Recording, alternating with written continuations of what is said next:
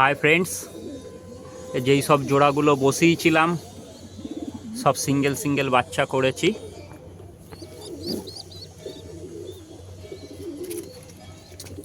কিছু পায়রার ডিম আমার বৃষ্টির জলে ঝাপটা লেগে নষ্ট হয়ে গেছে। কিছু পায়রার ডিম বৃষ্টির জলে ঝাপটা খেয়ে নষ্ট হয়ে গেছে, যার জন্য কিছু বাচ্চা কম হয়েছে।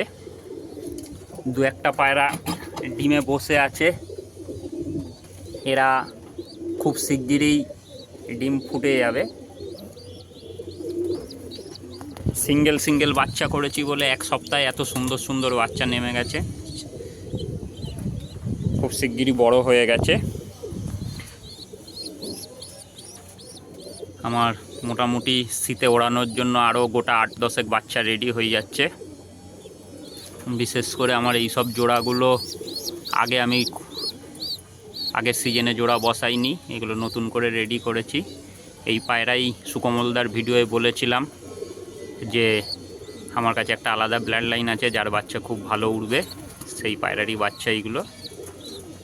এই একটা বাচ্চা সেই পায়রার, তলায় আছে এই একটা বাচ্চা, এই খোপে আছে একটা বাচ্চা।